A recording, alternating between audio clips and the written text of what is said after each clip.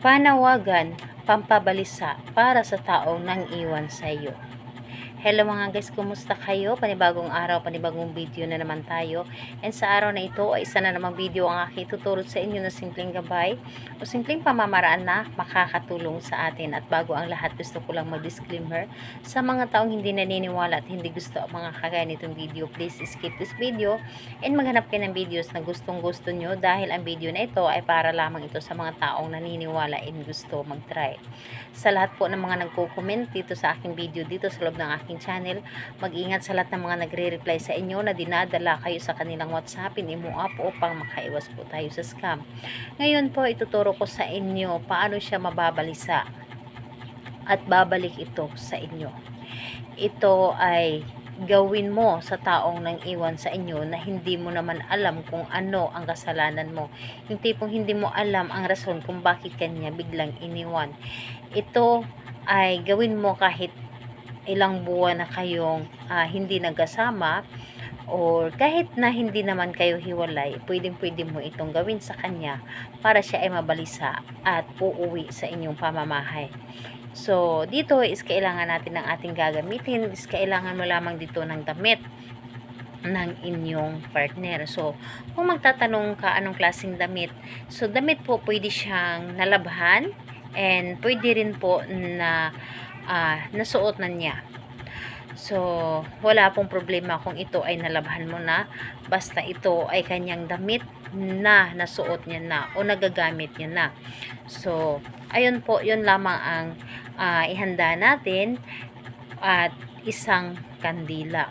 So, isang kandila or kung wala kayong kandila, pwede yung may lutuan kayo na kahoy o di kaya uling yung gamit.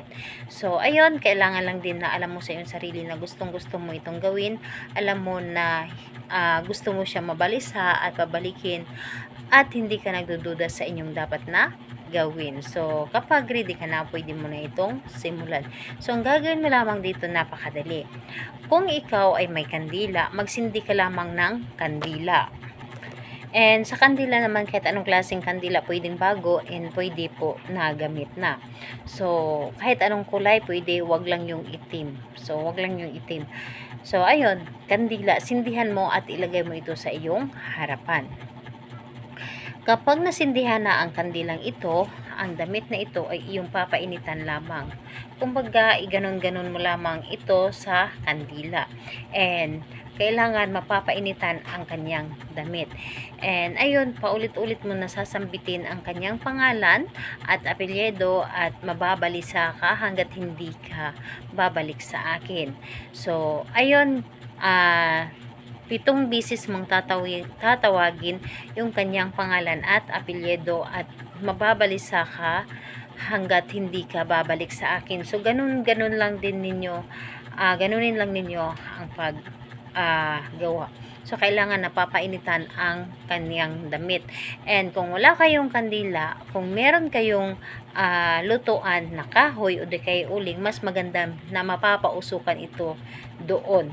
At ganun pa rin ang proseso. 7 bisis mo tatawagin ang kanyang pangalan at yung inyong nais. So, napaka-epektibo nito. Marami nang gumagamit nito kahit na sa aking kapatid noon. Ginamit ito ng aking magulang sa kanya para ito ay uuwi dahil siya ay naglaya. So, napaka-epektibo nito at talagang uuwi siya sa inyo.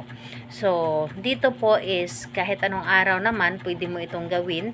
Basta alam mo sa iyong sarili na gustong-gusto mo itong gawin.